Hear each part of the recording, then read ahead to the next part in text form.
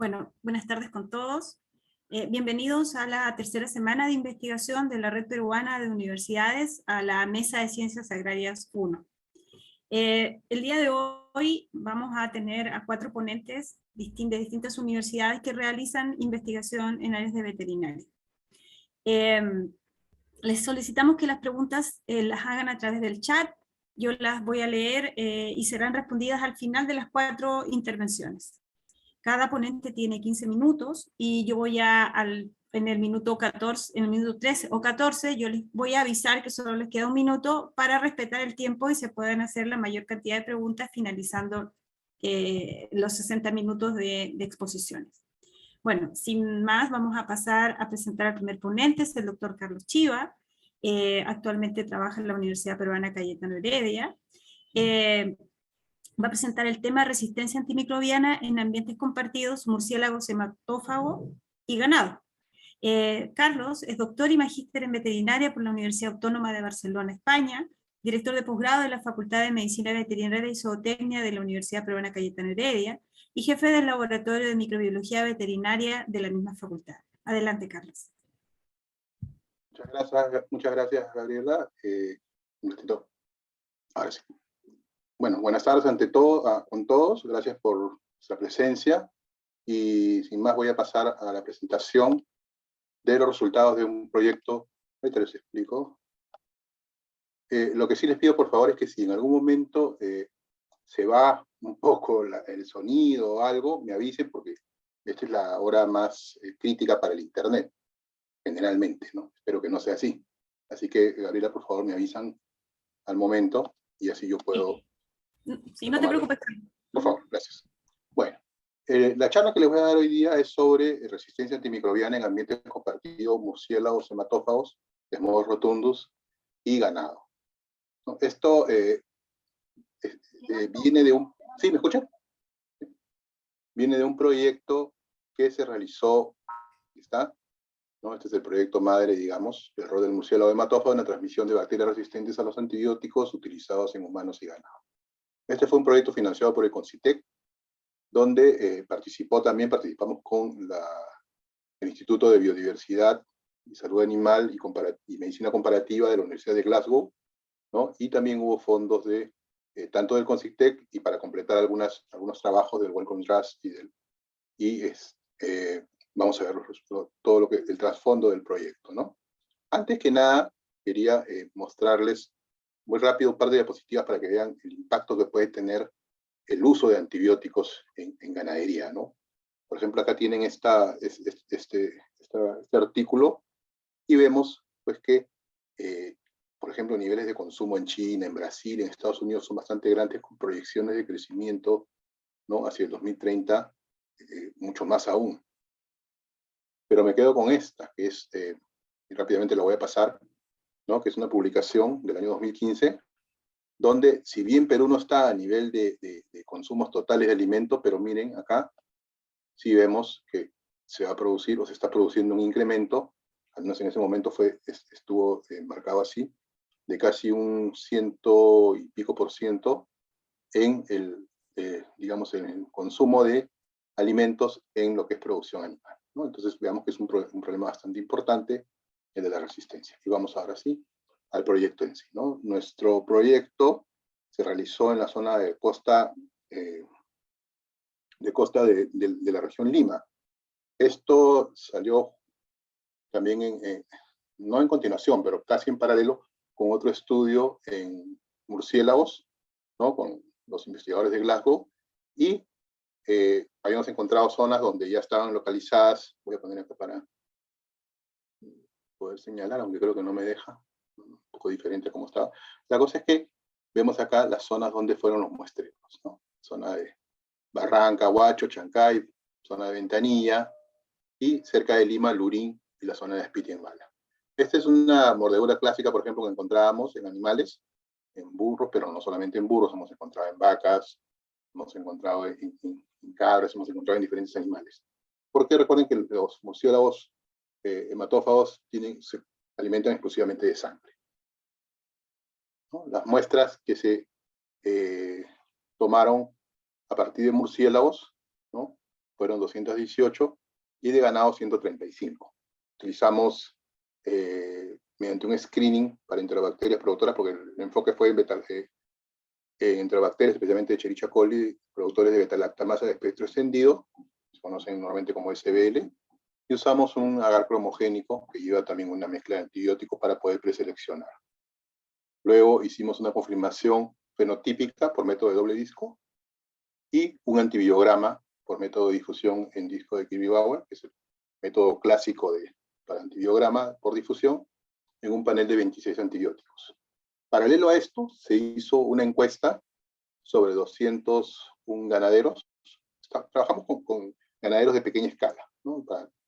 Digamos de pequeña y muy mediana escala. Muchos de ellos eran prácticamente criadores de traspatio, pero digamos tenía una importancia esto para nuestro estudio, ¿no? Y digamos, se trataron, en encuesta, aspectos sobre el uso de antibióticos en sus animales de crianza para poder, digamos, tener una idea de cómo hacían ellos sus tratamientos, dónde conseguían los antibióticos, etc. Acá hay un poco de fotografías de las actividades de campo, actividades de laboratorio. Esto luego lo sacamos en una publicación, ¿no? Que la voy a mostrar después de esta diapositiva, pero un poquito de lo que tomamos de ahí, un par de diapositivas están algunos resultados, ¿no? Y tenemos, por ejemplo, el porcentaje de ganaderos que indican el uso de un antibiótico en el último año y el tipo de antibiótico, ¿no? Tetraciclinas, penicilinas, tenitopin, ¿no? Entre otros, como por ejemplo streptomicina y otros. Pero algo interesante fue cuando preguntamos la percepción que ellos tenían sobre para qué se usa estos antibióticos, ¿no? Muchos obviamente indicaron bacterias, pero también al mismo tiempo hongos, en algunos casos virus y parásitos. ¿Qué nos decía esto? Que probablemente en algunos casos el veterinario indicó, pero luego cuando no estaba el veterinario y se presentaba alguna situación compatible con una infección, independientemente del agente etiológico, aplicaban antibióticos, ¿no? Cualquier problema de tipo respiratorio o entérico, etcétera, aplicaban antibióticos. Entonces eso es una cosa que hay que tener un detalle para tener bastante cuidado. Y dio lugar a este artículo, ¿no? Sobre el conocimiento y el uso de antibióticos en ganaderos de pequeña escala. Aquí vemos un poquito de unas tablas que me interesó bastante, ¿no? Sobre prescripción, por ejemplo, ¿no? Y ustedes ven ahí que la mayoría indicó que prescribía el veterinario. Muy pocos, si era el veterinario o el propietario, no se pagaban bien, o el propietario solo, u otros ganaderos, amigos, conocidos, ¿no? En la compra también ya, pero bajó ahí, 50%, luego en las tiendas, digamos que venden productos veterinarios en otros lados. Ahí también tiene que ver mucho porque siempre hay cerca de estos agroveterinarias que generalmente ya uno se hace amigo y luego pueden venderles sin necesidad de receta, ¿no? Luego también está en la administración, se indicaban que era el veterinario, también el propio propietario, técnicos, veterinarios, etc. Y algo importante que es la descontinuación del tratamiento, ¿no? Eso también es un factor que puede incrementar los riesgos potenciales para incrementar la resistencia. También por recomendación del veterinario, pero también algo que nos dio mucha curiosidad, que fue por la desaparición de los signos clínicos, ¿no? Eso es algo que también puede suceder en humanos. Ahora, a la par, tomamos las muestras, ¿no? De murciélagos, todo fue con permisos, ¿no? De CERFOR y pasado por comité de ética también, tanto en Glasgow como en la universidad. Muestras fecales en ganado, un poco el screening, digamos, que se fue haciendo, con medios cromogénicos, ¿no? Para poder, digamos, de una manera ir filtrando, porque recordemos que son heces, ¿sí? Si no, como era directamente para lo que son bacterias productoras de beta-lactamasa de espectro extendido, si no ponemos esto es muy complicado porque va a crecer de todas maneras Escherichia coli, o sea, la cantidad de Escherichia coli que hay en una muestra de heces. Este es otro artículo que salió parte del proyecto, pero tomamos también, ¿no?, un poco de muestreo durante 2 años, ¿no? Y este es también relacionado, pero llegando hasta la parte molecular. En otro estudio que tenemos posteriormente, llegamos a la parte genómica, ¿no? Y las conclusiones de este estudio, para resumir un poquito, era que de acuerdo a los análisis moleculares que revelaron que la mayor parte de esta resistencia era más que todo por expresión de genes BLA, ¿no?, del tipo CTXM15, también por las pruebas que realizamos también. Y estos genes, que son mayormente transportados por plásmidos, tienen una diseminación mundial bastante importante, ¿no? Se encuentran en muchas partes del mundo, en entornos hospitalarios, pero también en niños sanos, ¿no? Y la tipificación por secuencia de multilocus, es lo que se llama ST, también muestra un grupo diverso de cepas de E. coli portadoras de esta resistencia, que no necesariamente eran específicas para la especie hospedadora, ¿no?, que puede sugerir un intercambio de cepas entre especies o la infección a partir de una fuente común. Y aquí vemos esto que está aquí, ¿ven? Está cerrado en un rectángulo, donde encontramos perfil de ST y de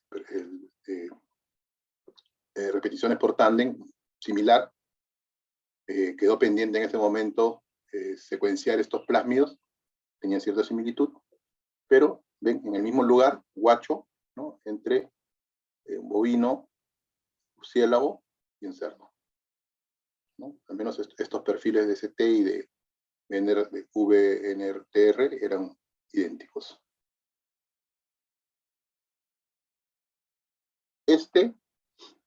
También, a la hora que hicimos los secuenciamientos, teníamos algunas cepas de Klebsiella pneumoniae, pero encontramos algunos genes que eran de patogenicidad, entonces lo mandamos a secuenciar dentro del paquete de secuenciamiento que hicimos, y encontramos, mejor dicho, se determinó una Klebsiella pneumoniae, ¿no?, de el sequencing type, el 307, que es muy importante, que es un patógeno emergente. En este caso salió publicado como emergente en ganadería, pero también está reportado en humanos, ¿no? Este es del año pasado.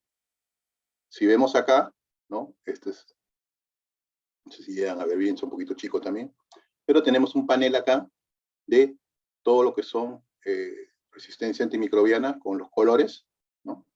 Por ejemplo, en la parte de abajo están las beta-lactamasas, los genes que están implicados, subiendo las quinolonas, también los genes implicados, etc.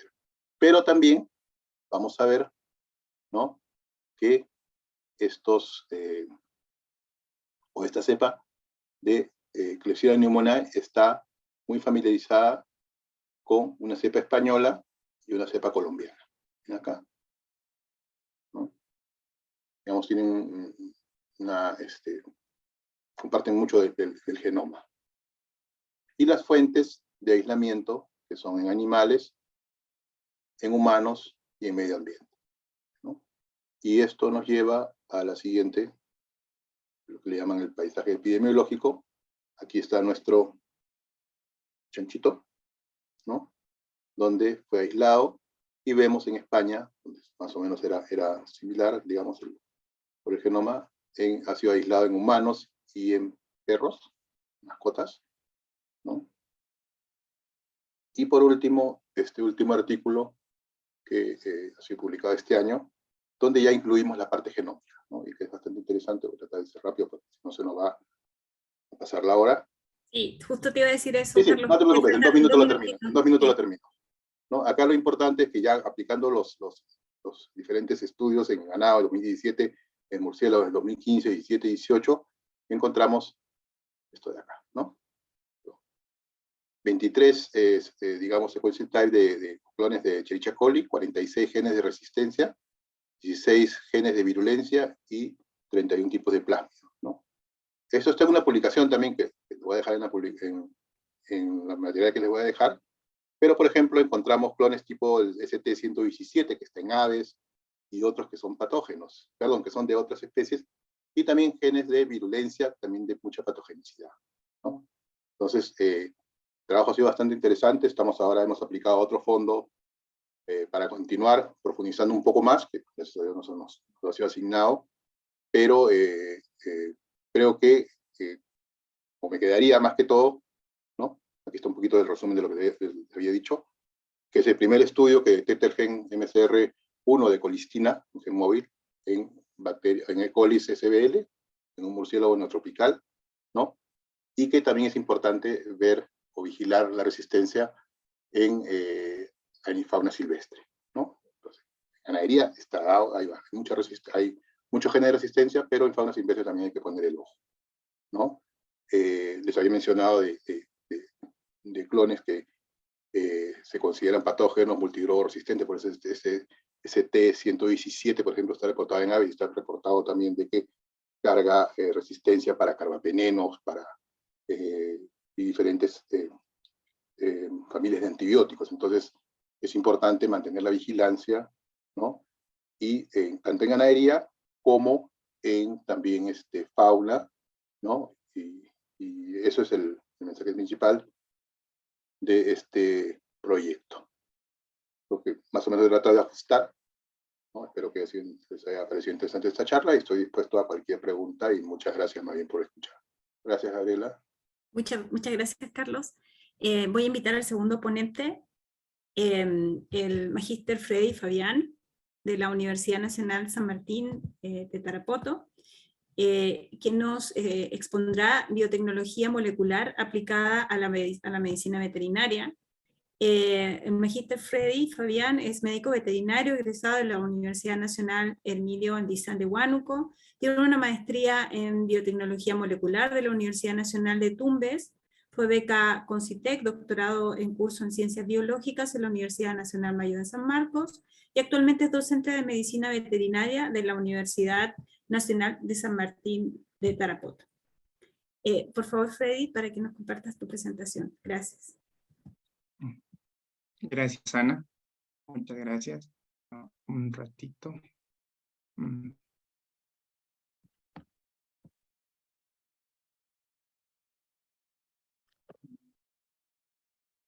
Muy buenas tardes con todos y muchas gracias, Ana, a los participantes, y voy a empezar la charla. ¿No? Primero, agradecer a la Red Peruana de Universidades y en representación a la Universidad Nacional de San Martín, a la Escuela de Medicina Veterinaria de Tarapoto. Hoy voy a compartir lo que venimos trabajando sobre biotecnología molecular aplicada a la medicina veterinaria.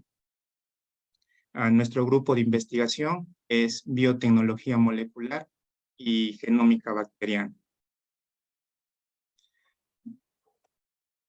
En los últimos años estamos en una biotecnología moderna, conocido como ómicas, ¿no? Hoy siempre hemos estado en la parte genómica, en la identificación de unas especies, pero luego ahora estamos en la identificación de microorganismos no cultivables o cultivables o incluso no identificados, pero por la técnica metagenómica nos permite identificarlos. También el estudio de los ARNs, como es la transcriptómica, el estudio de las proteínas como la proteómica, el estudio de los lípidos en la lipidómica y también de los metabolitos, como el metaboloma. Además, el estudio de los radicales, ¿no? Como viene a ser la epigenómica. Y la biotecnología es transversal, ¿no? Para el campo de la inmunología, para el campo de la nutrición, para el campo de la conservación de la biodiversidad. Entonces, hoy nos vamos a enfocar mucho en lo que vienen a ser los estudios metagenómicos. ¿Sí? Pero antes de entender por metagenoma, tenemos que entender qué es el microbioma, ¿no? Es una comunidad ecológica de microorganismos comensales, simbióticos y patógenos, que comparten un espacio corporal. Mucho se discutía sobre cuál es la diferencia entre microbioma y microbiota. Hoy ya se llegó a un acuerdo y ambos términos se consideran sinónimos, ¿no? Podemos utilizar la palabra microbioma o también la palabra microbiota. El microbioma en estos últimos años ha avanzado mucho en la parte humana, ¿no? Es lo que se conoce, cuántos géneros o filiums bacterianos se conocen. Sin embargo, existe una cantidad de microorganismos que todavía se desconoce o incluso no se puede determinar su identidad en una base de datos, ¿no? Entonces, es necesario conocer ese microbioma que no es cultivable o ese microbioma que es co-cultivable. Siempre nos enfocamos en base a los objetivos de desarrollo sostenible, a los 17 objetivos, y siempre enfocado en la salud, en el tercer objetivo, salud y bienestar, y en el objetivo número 15, vida y ecosistemas terrestres. Entonces, en la parte de medicina veterinaria, tenemos muchas enfermedades, tanto infecciosas, bacterianas. Conocemos el agente patógeno. Sin embargo, este agente patógeno que crece en un medio de cultivo o en un medio selectivo, solo representa el 1%. ¿Qué significa? Con este 1%, en la parte clínica, nosotros brindamos un diagnóstico y damos un tratamiento. Se desconoce el 99% de microorganismos que existen en una muestra. E incluso dentro de ese 99% existen microorganismos que son co-cultivables o incluso que todavía no se han identificado. Por lo tanto, es necesario para nosotros en la medicina veterinaria conocer ese 99% de microorganismos presentes y que causan enfermedades infecciosas en los animales. Es por eso que en la clínica hacemos uso indiscriminado de medicamentos, porque no conocemos realmente el 99% de microorganismos. Solo nos basamos a ese 1% que viene a ser cultivable, ¿no? Y nos estamos enfocando a lo que se viene a llamar una sola salud: la salud animal, la salud humana y la salud ambiental. Por lo tanto, si hacemos una identificación genómica, solamente puede identificar microorganismos que crecen en un medio de cultivo. Y esto, si hacemos un proceso de extracción de ADN y un proceso de PCR y un proceso de amplificación y electroforesis, identificamos a cada individuo, pero se desconoce el otro porcentaje mayoritario que es no cultivable. Aquí hemos hecho un estudio genómico de cada cepa cultivable que crece en un medio de cultivo en el ganado caprino y podemos identificar a nivel genómico bacterias, ¿no? Como Maenia, glucosidasa, Leclercia, Staphylococcus, Klebsiella, Shigella, Klebsiella pneumoniae, Staphylococcus, presentes en leche y también presentes en contenido intestinal, con un porcentaje de identidad a nivel de secuencias nucleotídicas y el número de accesión de la base de datos que lo hemos obtenido. Sin embargo, nos queda la duda de qué pasa con esos microorganismos que no son cultivables o co-cultivables. Para ello, utilizamos otra técnica, que viene a ser la técnica de metagenómica.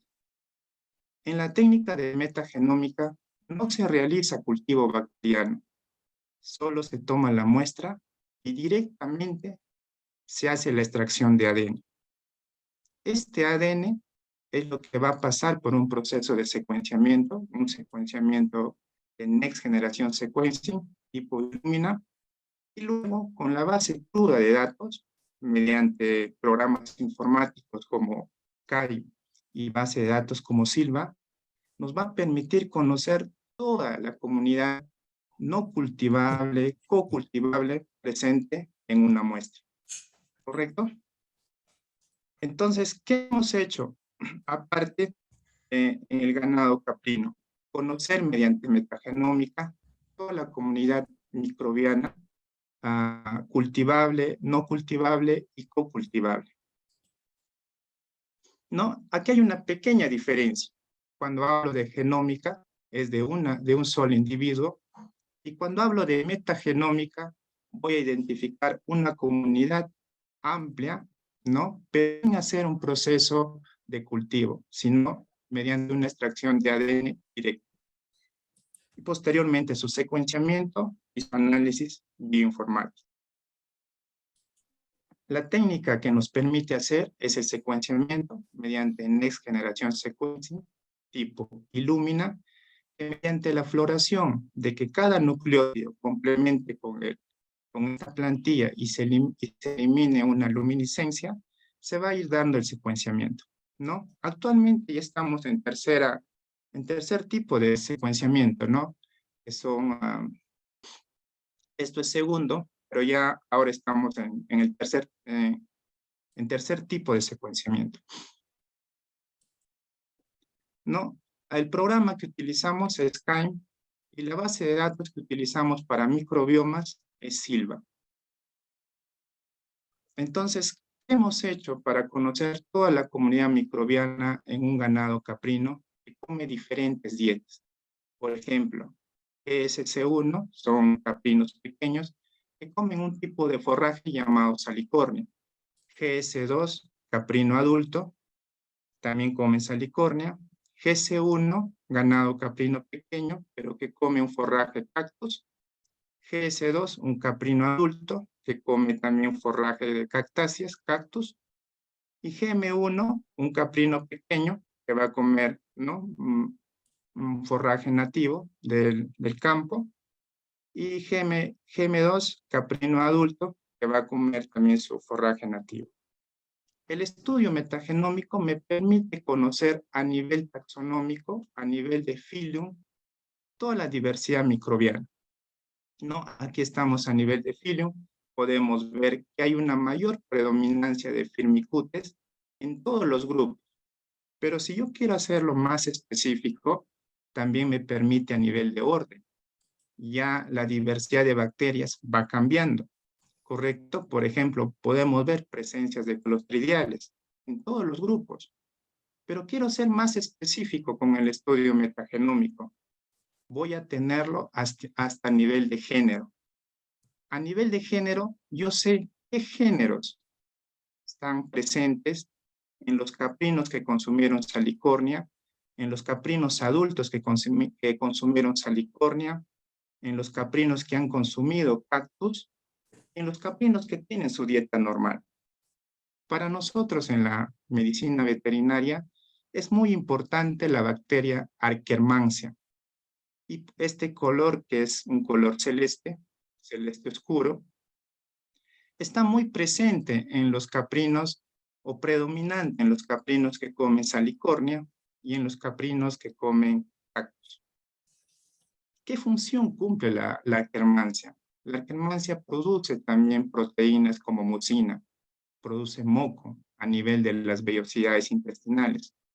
Entonces, a partir de aquí, nosotros en el campo proponemos de que a los animales pequeños se les debe alimentar con cactáceas, porque al alimentarse con cactáceas, el cactus estimula el crecimiento de Akkermansia, y a mayor Akkermansia, mayor nivel de mucina, mayor nivel de moco, mayor nivel de protección de las vellosidades intestinales, ¿no? Es una forma de prevenir alguna infección. Además, el estudio metagenómico me puede identificar el microbioma núcleo. Aquí estamos identificando el microbioma núcleo en este diagrama de B, donde todos hacen intersección, ¿no? Hay 67 géneros, que es el microbioma núcleo en un caprino, que no va a cambiar por más que le cambien de dieta. es como un marcador. Si estos 67 géneros se alteran, se va a dar un proceso infeccioso, ¿no? O el inicio de la enfermedad. Lo mismo, el estudio metagenómico me permite identificar el microbioma núcleo en caprinos adultos. Como vemos aquí, 66 tipos de géneros. Pueden cambiar las dietas, pero ese microbioma núcleo no cambia a nivel intestinal. Además, nos permite hacer estudios de mapas de calor, ¿no? Podemos ver por la intensidad qué bacterias están más presentes, ¿no? Por ejemplo, los ruminococcus, que están más presentes en lo que son los caprinos que consumen cactus, en comparación a otras bacterias. Freddy, te quedan 2 minutos, por si acaso. Sí, gracias. Y bueno, ya presentamos nuestro artículo publicado sobre el estudio metagenómico en caprinos a nivel intestinal mediante 2 dietas diferentes. Por otra parte, también nos hemos centrado en el estudio de los porcinos. Presentamos su análisis metagenómico intestinal y esto nos va a permitir a nosotros cómo utilizar las dietas correctamente, qué medicamentos utilizar, porque ya conocemos cómo es la comunidad microbiana a nivel intestinal, a nivel de intestino grueso y también en la parte final del recto. Y también estamos empezando en fauna. Por ejemplo, algo curioso es de que se conoce mucho que los lactobacillus están presentes y que influyen en nuestro sistema inmunitario en los animales domésticos. Sin embargo, cuando hemos hecho un estudio metagenómico en sajino, el sajino no tiene lactobacillus. Tiene 0% de lactobacillus. Entonces, ¿qué es lo que le da la defensa a este animalito? Y el estudio metagenómico nos dice que está presente Turicibacter, ¿no? Turicibacter está muy presente en el sajino en comparación a que los animales domésticos no presentan Turicibacter, ¿no? Entonces, el estudio del microbioma nos está permitiendo a nosotros armar nuestro plan sanitario, mejorar nuestras dietas en los diferentes tipos de animales. Y muchas gracias por su atención. Gracias, Freddy. También agradecerte por respetar mucho el tiempo. Fue exactamente 15 minutos. Gracias.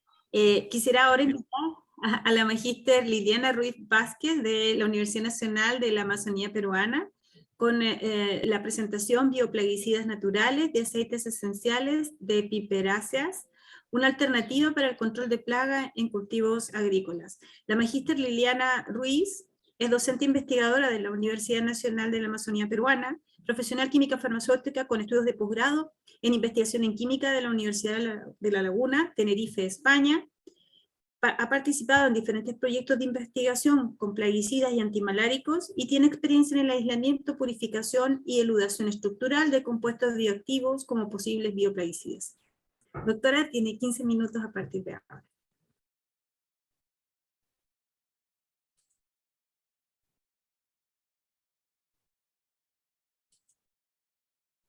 Bien, buenas tardes. Perdón. Bien, buenas tardes. Muchas gracias por la presentación.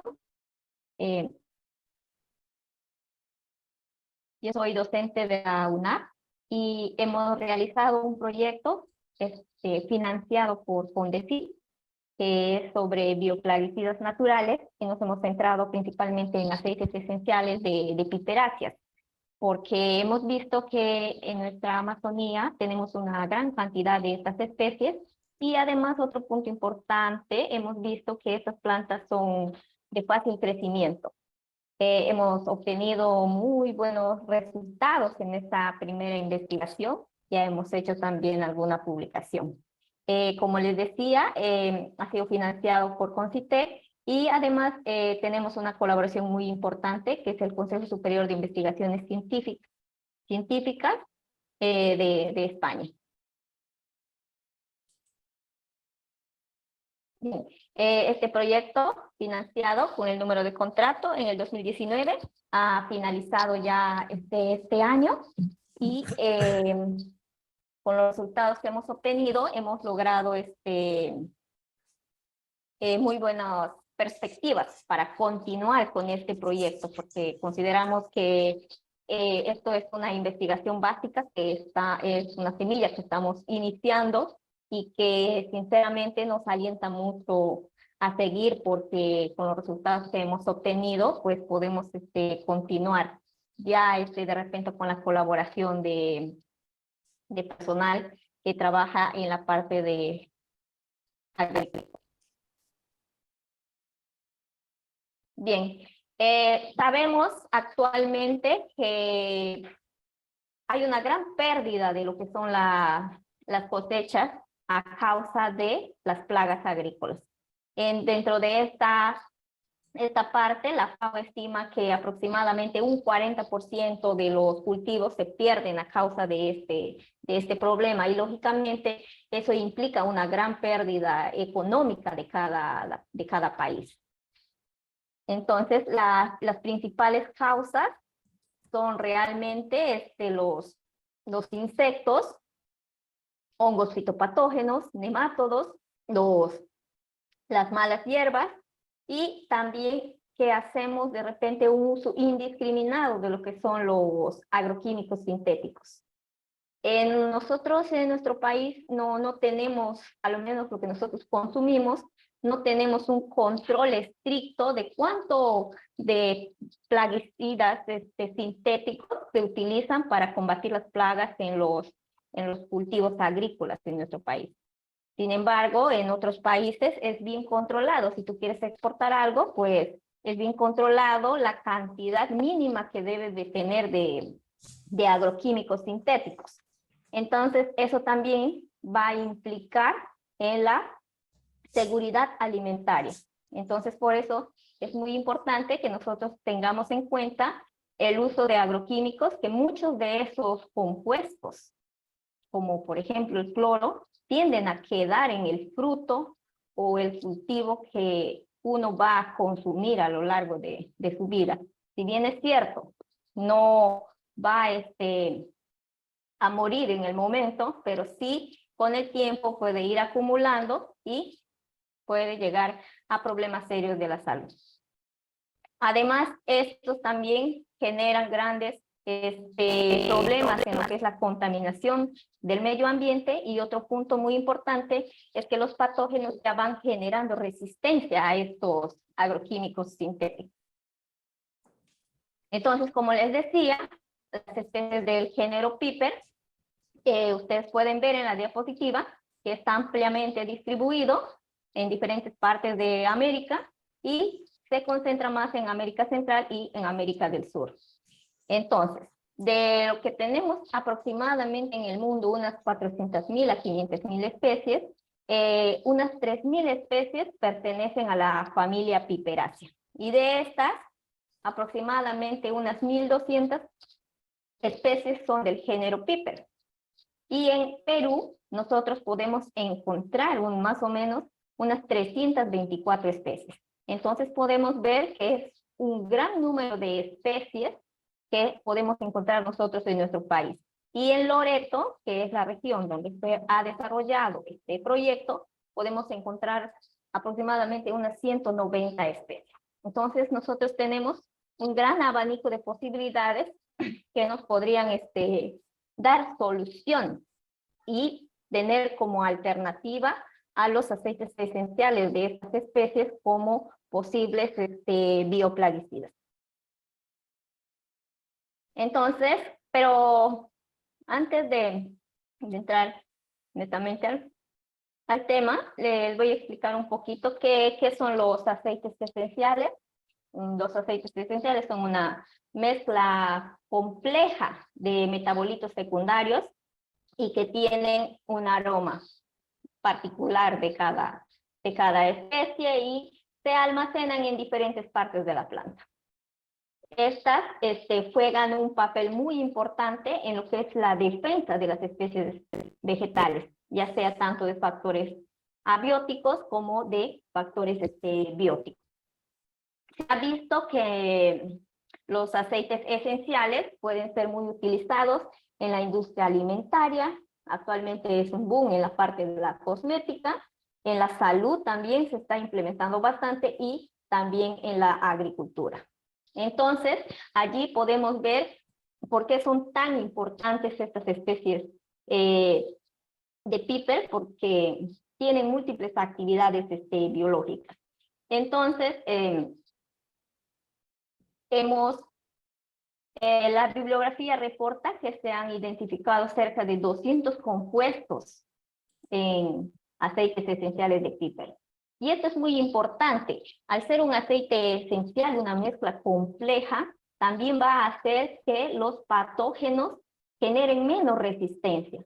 ¿Por qué? Porque cada metabolito secundario presente, generalmente los mayoritarios son los que dan la actividad, pueden tener diferentes mecanismos de acción que va a hacer que estas especies pues, sean más efectivas. Aparte de esto, las especies del género PIPER son muy utilizadas en la medicina tradicional para tratar diferentes tipos de enfermedades. Y se ha visto que la población loretana ha hecho bastante uso de algunas especies para tratar los síntomas del COVID. Entonces también por allí puede ser muy importante estas especies. Estas especies se caracterizan por tener principalmente 3 tipos de compuestos, que son los monoterpenos, que pertenecen a la familia de los terpenoides, y dentro de esos vamos a encontrar dentro de los compuestos más comunes, que son los compuestos oxigenados y los monoterpenos hidrocarbonados solo. Además de eso, los sesquiterpenos, que también tenemos a los sesquiterpenos hidrocarbonados, y también a los sesquiterpenos con presencia de grupos OH en su estructura química, o los compuestos oxigenados. Y tenemos otro grupo que también es muy importante, que son los fenilpropanoides. Como ustedes pueden observar, de esta selección de compuestos que se ha puesto acá, porque son los compuestos más comunes que nosotros podemos encontrar en estas especies. ¿Por qué nos interesa estudiar esta especie? Porque la bibliografía reporta que esta especie tiene múltiples actividades, dentro de ellas las insecticidas, la antialimentaria, la actividad frente a hongos fitopatógenos, la actividad fitotóxica, la alelopática y la nematicida.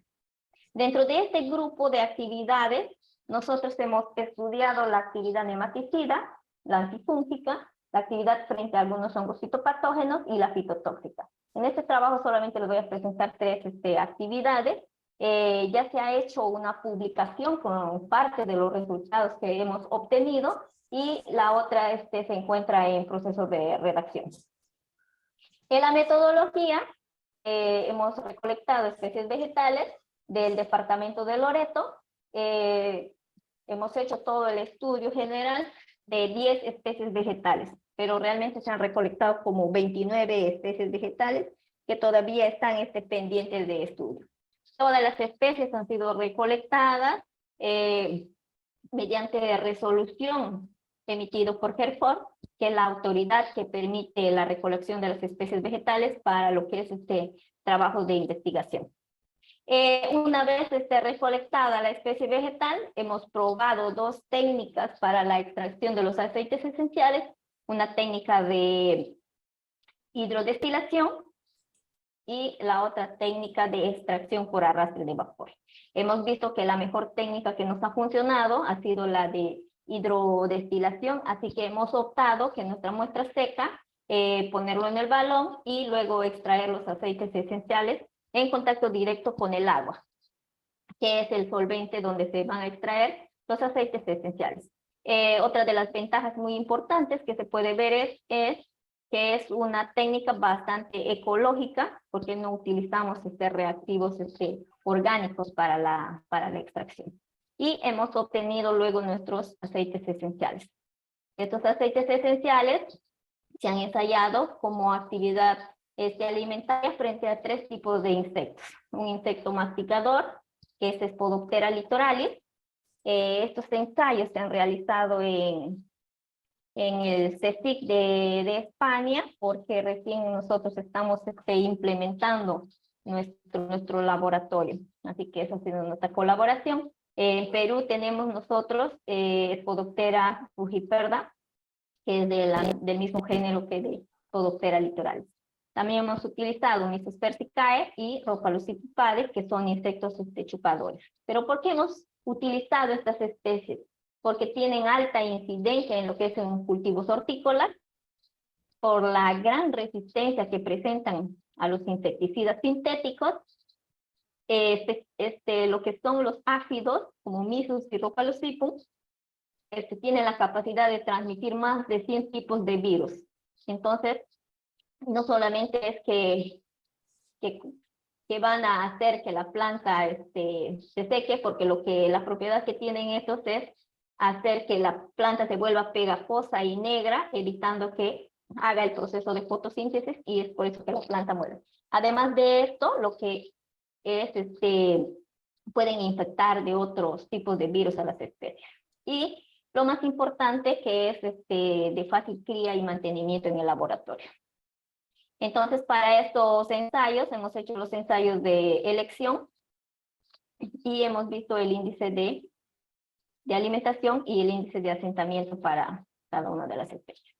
Luego hemos hecho la actividad antifúngica frente a 3 especies de hongos, Alternaria alternata, Botrytis cinerea y Aspergillus niger, que son especies que son Le quedan 2 minutos. 2 minutos. Sí. Ya. Gracias.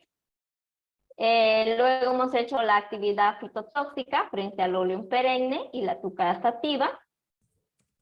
Y todos estos han sido pasados luego los aceites esenciales a un HPLC para identificar los metabolitos secundarios presentes en estas especies vegetales. Bien, ¿qué resultados hemos obtenido? Bien, en la actividad antialimentaria podemos ver que frente a Spodoptera litoralis tenemos 2 especies vegetales que fueron activos, Piper sanctifelicis y Piper mittuensis. Frente a Mysus persicae, tenemos 4 especies vegetales activas, y frente a R. padi tenemos 4 especies vegetales activas. Entonces, ¿pero cuál es lo importante acá? Podemos observar que 2 de las especies, tanto Piper mittuensis como Piper sanctifelicis, fueron activos frente a los 3 tipos de insectos. Podemos concluir acá que las especies fueron más activas frente a los áfidos. En estas 2 especies hemos visto que el compuesto mayoritario es el fenilpropanoideapiol, al cual hemos probado la actividad biológica como compuesto puro, y hemos visto que es el responsable de la actividad biológica. En la actividad antifúngica podemos ver que Piper sanctifelicis también es activo y tiene como componente principal el apiol, como se había visto anteriormente, y además Piper solidarense, que tiene como componente principal al limoneno y al cariofilano óxido. Además, podemos observar las otras especies vegetales que también fueron activos como antifúngicos, principalmente frente a Botrytis cinerea, que tienen como componentes principales el biciclogermacreno, el germacreno D, el beta-cariofilano y el apiol. Entonces, eso con respecto a la actividad antifúngica. Y con respecto a la actividad fitotóxica, hemos observado que la mayoría de las especies vegetales son activas frente al Lolium perenne.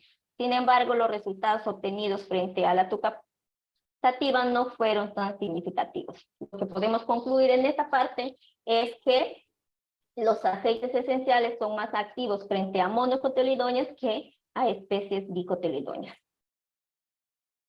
Bien, muchas gracias por su atención. Gracias, doctora Liliana. Quisiera invitar ahora a la última ponente de la tarde. Lo que sí, cualquier pregunta que ustedes quieran hacer, que pueden hacerlo a través del chat. Y quisiera invitar al médico veterinario César Murga Moreno, de la Universidad Nacional de Cajamarca, con la ponencia Susceptibilidad fenotípica in vitro de fasciola hepática al triclavendazol. El doctor César Murga es bachiller en medicina veterinaria, miembro del comité editorial y ayuda a la investigación de la Facultad de Ciencias Veterinarias de la Universidad Nacional de Cajamarca. Forma parte del grupo de investigación en tremátodos y es investigador RENACID calificado. Cuenta con publicaciones científicas indexadas en Scopus y ha presentado póster y resúmenes en diversos congresos nacionales e internacionales. Adelante, doctor César. Muchísimas gracias por el pase y quiero dar mi cordial saludo a todos los asistentes hoy presentes que nos expectan de diversas partes del Perú y también del extranjero. Debido a que el tiempo apremia, comenzaré a desarrollar el tema que he preparado para todos ustedes. Agradecer en primer lugar, por supuesto, a la Red Peruana de Universidades, al vicerrector de investigación de la UNC y también al grupo de investigación entre Matos, por la confianza y la designación para poder divulgar esta actividad científica que venimos trabajando en el Laboratorio de Inmunología de la Facultad de Ciencias Veterinarias UNC. El título es Susceptibilidad fenotípica in vitro de fasciola hepática al triclavendazol, y quien les habla, César Murga Moreno, estará a cargo de otorgarle los resultados de este proyecto, que es una parte de lo que hemos traído aquí hoy día. Bien, para que ustedes comprendan por qué la fasciola hepática es muy importante, bueno, es un parásito que está distribuido ampliamente a nivel de todo el mundo. La prevalencia que se alcanza en ganado vacuno y ovino llega hasta el 80%. En Perú, nada más, en bovinos se alcanza una prevalencia de 70%, y lo que es en humanos, en niños de la zona altoandina del Perú, un 47%. ¿No? Es un problema de salud pública porque la enfermedad, como dije, es zoonótica. Hay residuos en los alimentos producto de los fármacos que se emplean indiscriminadamente. Hay importantes pérdidas económicas que ascienden incluso hasta los 50 millones de dólares anualmente, producto de los decomisos de los hígados, los costos del tratamiento, una baja en la producción de leche, carne y lana que perjudica, por supuesto, a los ganaderos. En cuanto al control, también se tiene que dosificar periódicamente. Hay fasciolicidas importantes como el nitroxinil clorzulón que deberían comenzar a emplearse en las rotaciones de los fármacos.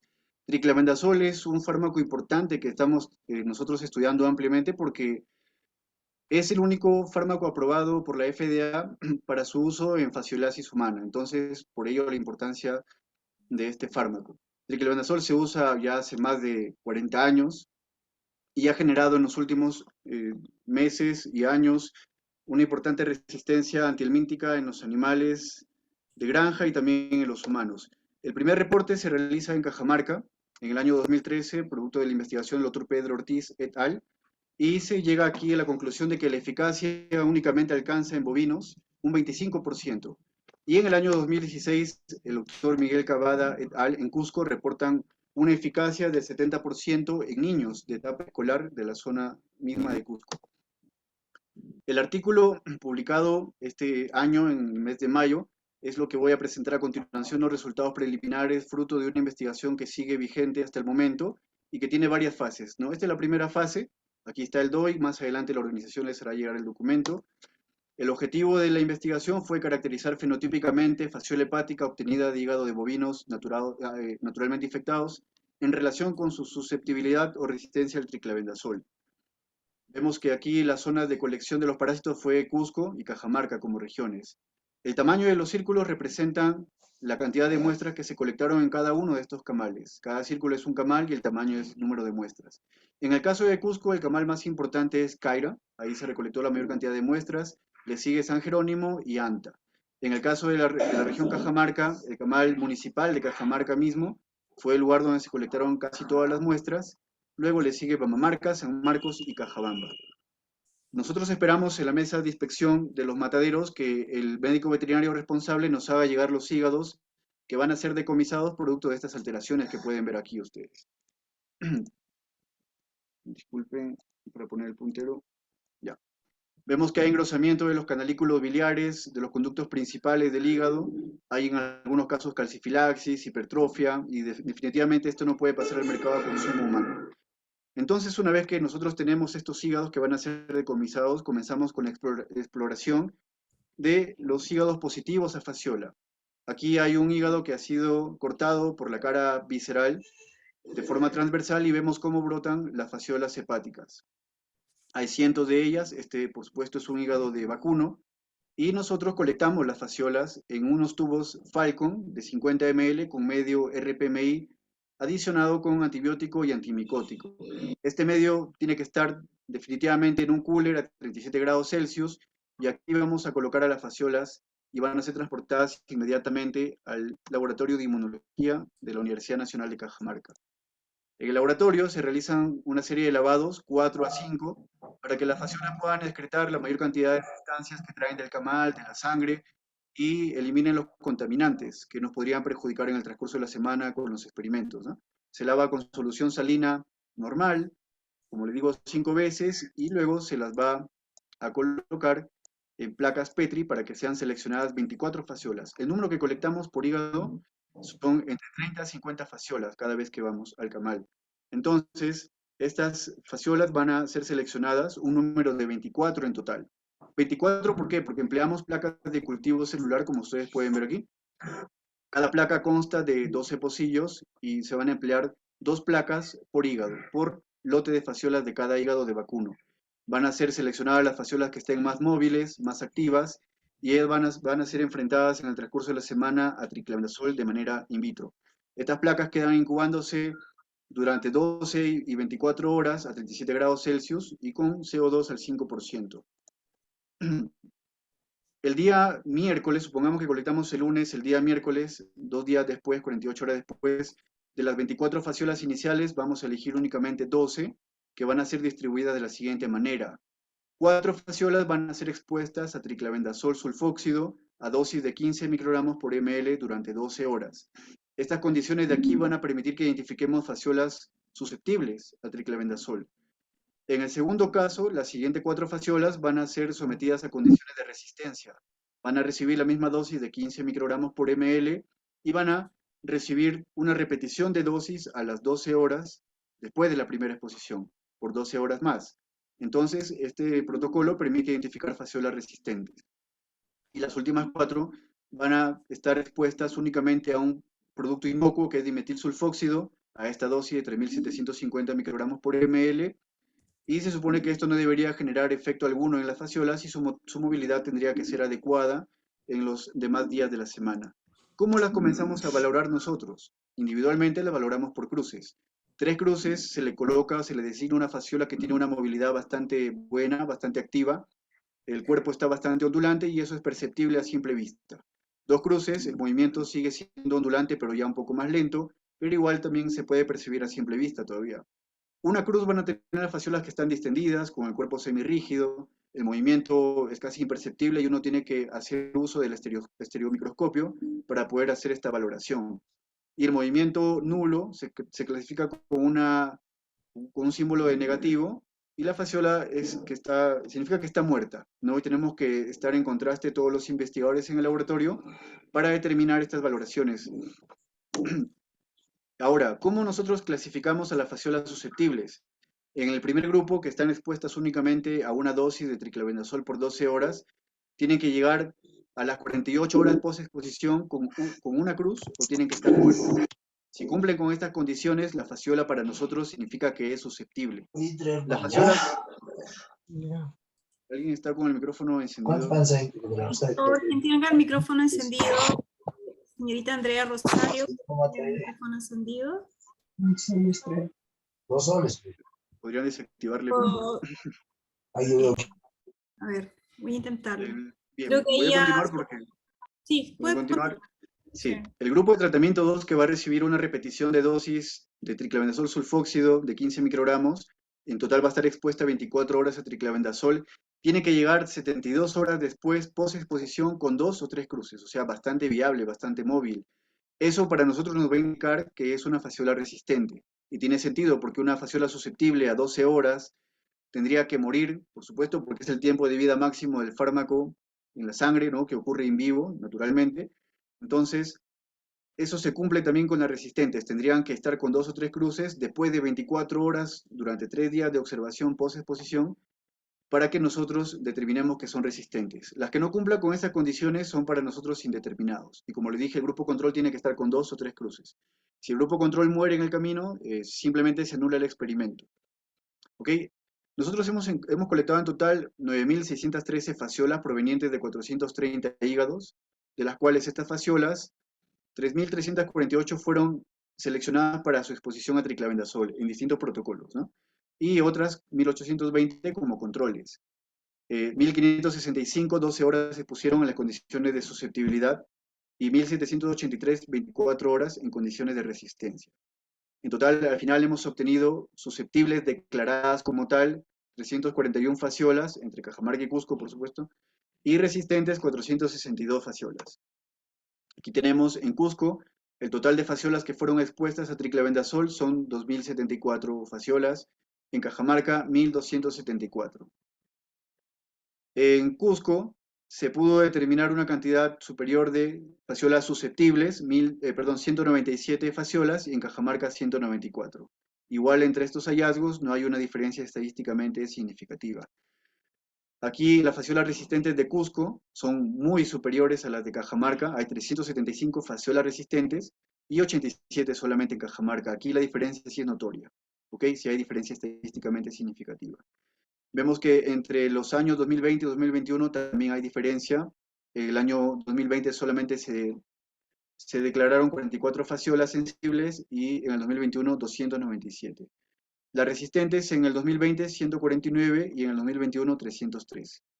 En el 2020, por supuesto, también tuvimos dificultades por el tema de la cuarentena, de la COVID-19, pero igual intentamos sacar adelante el proyecto ya que teníamos metas que cumplir, ¿no?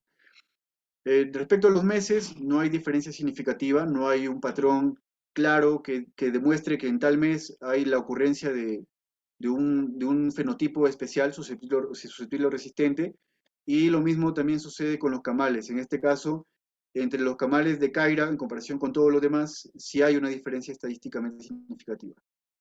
Bien.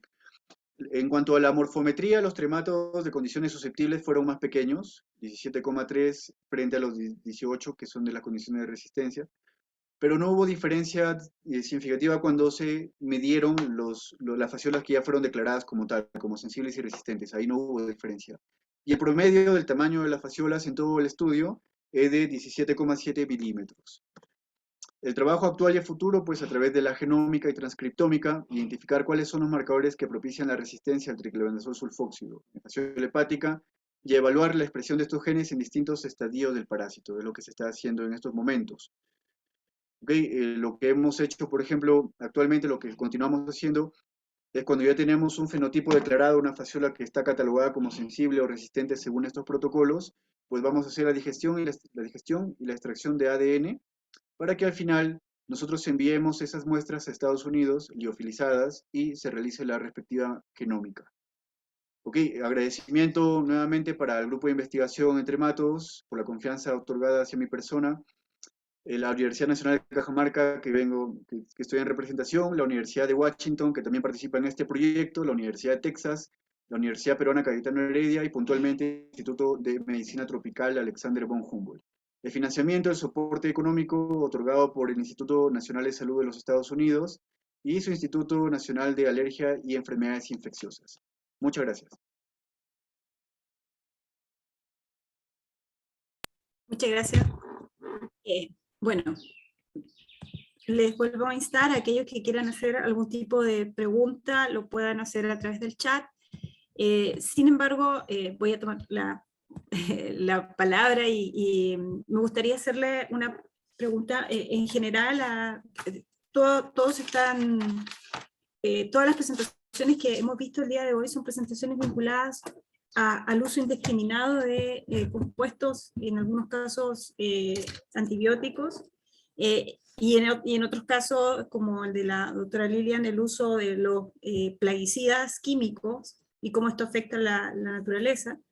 Y bueno, en el caso de Freddy, él nos ha nos ha presentado cómo la metagenómica puede utilizarse, creo, y Freddy me puede corregir, como información sobre nuevas formas de tratamiento, restableciendo la flora bacteriana y no pensando solamente en el uso de antibióticos.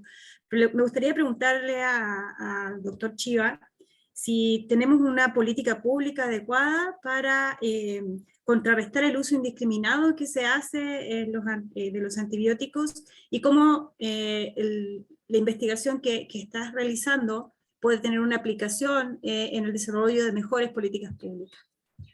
Sí, gracias, Gabriela.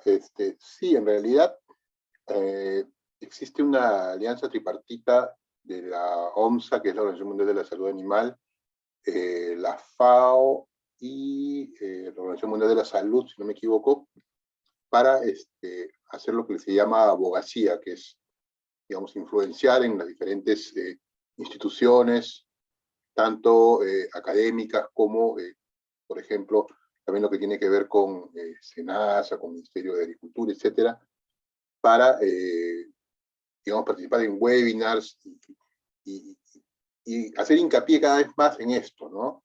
Tanto así que creo que el 15, el 14 de noviembre tenemos un webinar con algunas instituciones de la parte veterinaria, y así constantemente. Pero aparte de eso, también hay, por ejemplo, un plan de SENASA para el tema de lo que son residuos de productos veterinarios en alimentos, porque esto tiene todo un contexto que al final cae en el fin supremo, que somos nosotros, los humanos, ¿no? Entonces sí veo cada vez que hay mayor importancia en este tema, tanto así que, por ejemplo, la colistina se suprimió como, digamos, parte de cualquier fórmula veterinaria en el año 2019, si no me equivoco, que es un gran paso, a diferencia de otros países donde no lo han hecho, y cada vez hay mayor incidencia en eso. Aparte, también parte de lo que está haciendo esta tripartita es evaluar a nivel de currícula de carreras que son más o menos afines con la parte veterinaria, y para que desde, digamos, los primeros años de estudios se note esa importancia, se ponga en la palestra la importancia del uso adecuado de antibióticos, de la resistencia y los impactos que tiene no solamente en los animales de producción, animales de compañía también, sino también en consumidor final, ¿no? Entonces sí veo un incremento en la llamada de atención, digamos, hacia eso. Disculpa que te repregunte, porque todavía tenemos tiempo, y creo que en una parte de tus gráficos aparecía que hay compra directa de antibióticos de parte de los digamos, de los ganaderos, de los criadores, sin el apoyo de un veterinario. ¿Cómo está enfrentando esto el Ministerio de Agricultura? Porque finalmente, si uno puede trabajar con los veterinarios, pero ciertamente no hay veterinarios ni ingenieros agrónomos para cubrir todo el territorio nacional. Entonces, ¿cómo crees tú que podría ser una política pública vinculada al entrenamiento de estas personas, que además muchas de ellas no necesariamente tienen una formación completa secundaria, por ejemplo, o muchos no terminaron la primaria? Entonces, ¿cómo crees tú que se debería enfrentar eso de cara a que hay una compra? Y bueno, tú has aparecido en los datos que tú has mostrado. Sí, es cierto. O sea, digamos, en estos lugares, generalmente, no digo que no suceda, suele haber un personal técnico, no necesariamente veterinario, pero un personal técnico que está ahí. Pero en realidad la prescripción debe salir del veterinario que evalúa a los animales, ¿no? Porque puede ser, no necesariamente es un caso bacteriano o que requiera tratamiento antibiótico. Entonces, si yo estoy en el lugar donde vendo, por más que sea veterinario, yo no puedo saber exactamente cómo están esos animales, no puedo tener una evaluación previa. Entonces, vuelvo a repetir, lo que sucede, y es una cosa que se está tratando, esos datos son del 2016, 2017, comienzo del 2018, probablemente ahora está mejorando mucho mejor ese tema, ¿no? Tanto así que en la parte de acuícola se empieza a sacar una reglamentación para reducir esos impactos, ya con parte punitiva, ¿no? Que quizás es la parte donde más, cuando toca el bolsillo, digamos, a veces es lamentable, pero es donde se suele hacer más caso, ¿no? Y sí, creo que reglamentaciones tenemos, pero el problema es que se hagan cumplir, ¿no? Yo espero que cada vez esté esto mejorando, y eso tiene que ser con participación de las, digamos, de las autoridades o los estamentos regionales y locales, más que todo, ¿no? Que digamos, cada localidad tenga articulado con los diferentes ministerios. Tiene que ver, pues, la parte de agricultura, tiene que ver la parte de ganadería, porque si no, y mucha educación sanitaria, ¿no? Porque a veces puede parecer de que ya le doy el antibiótico y lo mejoro. Muchas veces no es necesario, pero también ver el impacto que puede tener esto más adelante, ¿no? Los problemas de resistencia son bastante importantes, a veces no se ve la punta del iceberg, pero no se ve todo completo, y sí pueden llegar a causar mortalidad, ¿no? Mortalidad más que todo cuando va a la parte intrahospitalaria. Pero sí, creo que las autoridades locales tienen que implicarse bastante en esto, ¿no? Gracias, Carlos. Yo voy a pasar ahora un poco al tema de Freddy. Y Freddy, yo me quedé con el gráfico que muestras al final, en el cual muestras cómo el uso de la metagenómica en torno a el caso del sajino y el porcino que está en el criadero. Entonces, si quisieras explicarnos un poco más el uso finalmente que se le puede dar a la metagenómica, como yo lo entendí, como una manera en la cual uno podría hacer, y creo que tú has trabajado con eso, yo te conocí haciéndolo, en la restauración de la flora bacteriana, de los consorcios bacterianos, en pos de no usar justamente antibióticos que limitaban alguna producción. Entonces, si quisieras un poquito comentarnos un poco cuáles son a largo plazo los desarrollos de la metagenómica en el uso del reemplazo antibiótico. Sí, muchas gracias, Ana. Bueno, se conoce mucho que los lactobacillus influyen en la inmunidad, influyen en el metabolismo o incluso también en el metabolismo de ganancia de peso, pero más importante en la inmunidad. Y cuando nosotros hicimos la metagenómica en el sajino, no encontramos lactobacillus, 0%. Y la duda era, ¿pero quién le da la inmunidad al sajino? Y nos damos cuenta que había un gran porcentaje, cerca un 100% de Turicibacter. Y cuando uno revisa Turicibacter también cumple las mismas funciones que un lactobacillus, ¿no? Y cuando vemos en el porcino no presenta Turicibacter, ¿no? Entonces ahí tanto la domesticación ha hecho que varíe los microorganismos. Ahora, la metagenómica nos sirve a nosotros para ver realmente, pasar a otro tipo de nutrición también. Ya le podemos decir nutrigenómica. Sí, el alimento puede tener buen nivel de proteína, buen nivel de carbohidratos, pero si te altera esa comunidad núcleo, de nada sirve o sea, de nada serviría el nivel de proteína o de carbohidratos que nos aporta. Aparte, también nosotros con esto ya nos damos cuenta qué medicamentos también van a influir sobre esta comunidad, ¿no? Y lo más importante es que nos permite detectar ese microbioma núcleo, que por más que cambien de dieta o área geográfica, no cambia. Es como decir, es que el kin le da la estabilidad o la salud intestinal, se podría decir. Y si algún alimento, algún medicamento cambiara esa comunidad o ese microbioma núcleo, se desencadenaría la enfermedad. Entonces, esto nos sirve a nosotros también para poder guiar en la parte de producción y también poder implementar nuevos planes sanitarios en el uso de medicamentos. Gracias. Gracias, Freddy, por responder. Voy a leer una pregunta, no sé quién, me da la impresión de que Carlos o Freddy pueden responderla, también César, pero el Vicente González Julca pregunta, en la microbiota entérica hay microorganismos simbióticos y patógenos, las cuales tienen están en un medio que es complejo, hay alimento, agua, temperatura, enzimas, pH, moco, peristaltismo, etc.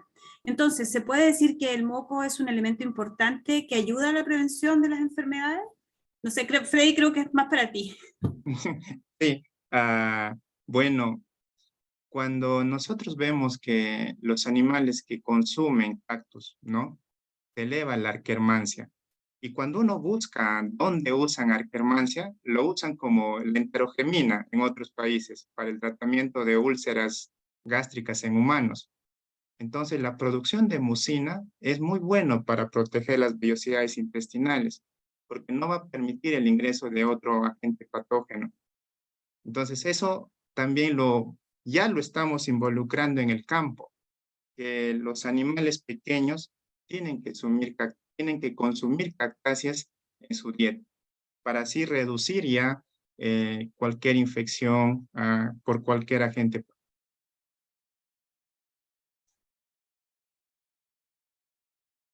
Sí, gracias. Gracias, Freddy. Yo quisiera preguntarle a la doctora Liliana, también en la misma línea que las preguntas anteriores, solo que el trabajo que ella hizo está mucho más relacionado con el uso de bioplaguicidas y cómo podemos trabajar desde la biodiversidad que existe para poder combatir y cambiar el uso de los bioplaguicidas químicos por bioinsecticidas. Doctora Liliana, ¿está por ahí? No, no la veo. Sí, lo que pasa es que me botó el Zoom y que también no sé, mi Doctora, si nombre quiere, desapareció. sí, se ponente, discúlpeme bien. Si usted quisiera ampliar un poco más, ustedes han trabajado con una planta, me imagino que tienen algunas otras plantas, y cómo esto puede ser aplicado, cómo los resultados que ustedes están obteniendo pueden ser efectivamente aplicados al cambio en el uso de dejar de usar los plaguicidas químicos, que ciertamente tienen una afectación, que además limitan los mercados potenciales porque cada vez están pidiendo más las plantaciones orgánicas o que estén liberadas de esto. Entonces, lo que ustedes están investigando, cómo esto podría más adelante tener una aplicación. Bien, efectivamente. Actualmente realmente, si bien es cierto, hay toda una normativa con respecto al uso de los agroquímicos, pero en muchas ocasiones de repente faltaría más concientización al respecto, ¿no? Cuando el agricultor lo utilice en sus plantaciones.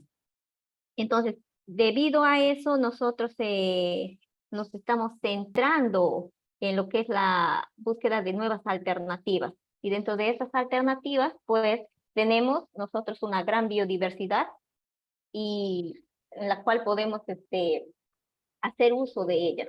Y por eso, en base a la bibliografía, a los antecedentes, hemos visto que las especies de Piper son unas posibles potenciales, porque los aceites esenciales que nosotros hemos obtenido, hemos visto que tienen muy buena actividad. Especialmente 2 especies de ellas, hemos visto que prácticamente han sido activos en todos los ensayos que hemos realizado.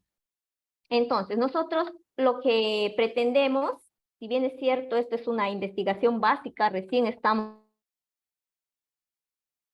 iniciando esto, hemos hecho los ensayos para ver el potencial que puedan tener estas especies, pero lo que nosotros pretendemos más adelante es ver si nosotros podemos conseguir más masa de estas plantas. Quiere decir que asociarnos de repente con agrónomos forestales y ver cómo nosotros podemos cultivar esas especies vegetales para luego nosotros poder obtener más aceites esenciales.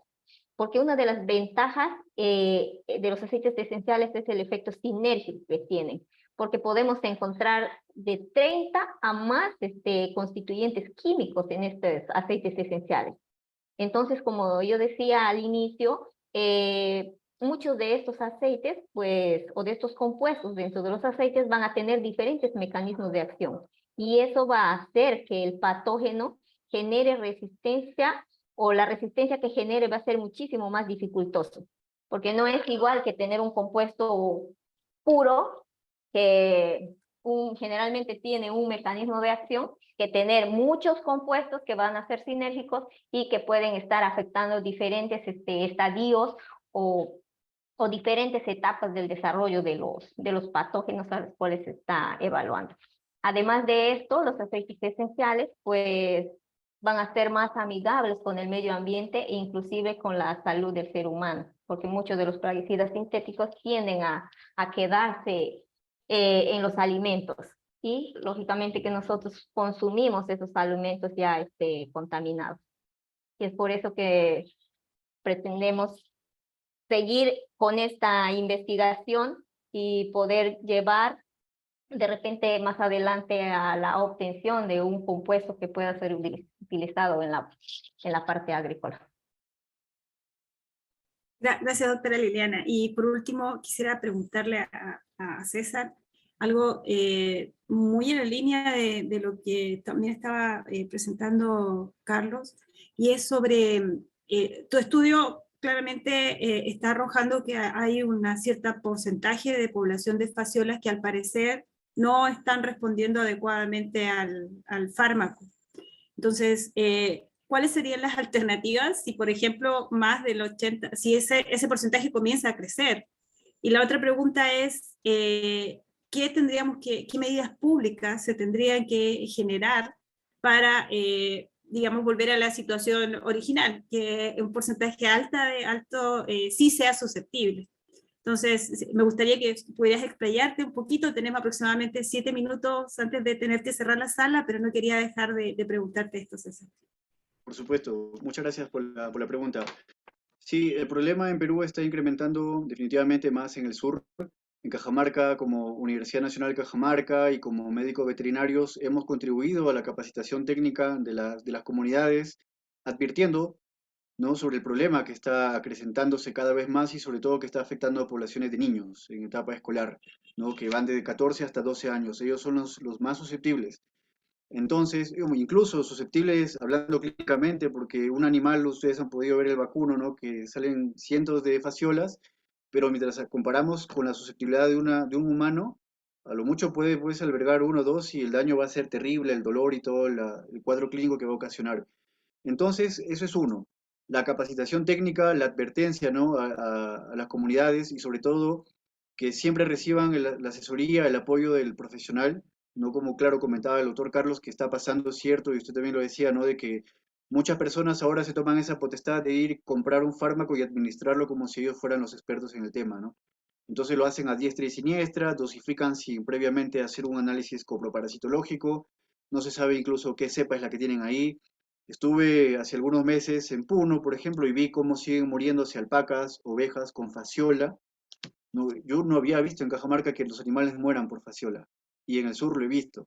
No era otro cuadro, era el daño que ocasionaba la fasciola en los hígados lo que desencadenaba la muerte. Entonces yo preguntaba a los mismos doctores de SENASA que trabajaban ahí y me decían que ellos tratan con únicamente triclabendazol, no conocen otro fármaco, ¿no? Entonces yo me quedé sorprendido y les dije, pues qué extraño, si ellos mismos están viendo en la práctica que ya no funciona porque los animales siguen positivos, las cargas siguen altas y que por más que incrementen la dosis o repitan más de lo normal, igual va a haber muerte. Entonces, ¿por qué no cambian de fármacos? Si hay otros fármacos y hay reportes, incluso en Puno mismo hay reportes de la universidad de que hay resistencia, en niños incluso, ¿no? Así como en Cajamarca también tenemos reportes, en Cusco lo tienen, ¿no? En Cusco han hecho un trabajo muy importante en la salud humana, en Cajamarca en la salud animal, ¿no? Entonces, yo siempre recomiendo eso de que se tienen que rotar fármacos. Hay, como digo, alternativas muy viables como el hidroxinil, clorzulón, ¿no?, que ciertamente no van a combatir todos los estadios como triclavendazol, no va a ser tan efectivo contra todos los estadios de fasciola hepática, pero que en sinergia, ¿no?, combinando ambos, podría obtenerse el resultado que uno espera. Y como digo, siempre también haciendo análisis previamente antes de dosificar, porque no se puede dar a ciegas, nada más. ¿No? Entonces, usted comenta, ¿no?, qué medidas públicas podrían emplearse, pregunta, y en Perú lamentablemente no está prohibido el uso de triclabendazol, creo que esa podría ser una de las medidas más importantes, ¿no? Y que SENASA mismo esté vinculándose, articulándose con la institución, con la academia, para que pueda entender, ¿no?, qué cosas están ocurriendo exactamente en cuanto a este fenómeno de resistencia y tomar una decisión pues en el campo, ¿no?, para ya dejar de dar eso. Creo que esa es la labor principal de SENASA, que establezca el control de este fármaco, que también se vende incluso alterado, ¿no? Hay un montón de publicaciones aquí en Cajamarca sobre eso. No venden el fármaco purificado, lo venden a concentraciones que no son las adecuadas. Entonces todo eso creo que es labor de SENASA, de las DIGESAs mismas, y creo que podríamos comenzar prohibiendo el uso de triclosan, solo controlándolo estrictamente, y sobre todo, como digo, en el sur. Decía que la resistencia en Cajamarca ahorita es menor, porque nosotros hemos cumplido con esa labor, ¿no? Pero nos falta un poco más concientizar y dar la mano, tal vez en el sur, y creo que también es misión de las universidades poder realizar esta función. No sé si aclaré la pregunta. Gracias. Sí, no, muchas gracias y en realidad gracias a todos los ponentes porque claramente pudieron, se puede notar la importancia de la investigación que realiza la universidad, las universidades en general y cómo es necesaria esta investigación para poder generar políticas públicas que efectivamente tengan un impacto en la sociedad. Y dicho esto, les agradezco a todos la participación en esta tercera semana de la investigación de la Red Peruana de Universidades y quedan invitados para seguir en los paneles que posteriormente vendrán. Muchas gracias Carlos, Freddy, César y la doctora Liliana por sus ponencias y nos veremos el próximo año, espero, en la nueva edición de este evento. Muchas gracias a todos. Hasta luego. Gracias. Hasta luego. Gracias con todo. Muchas gracias. Buenas tardes.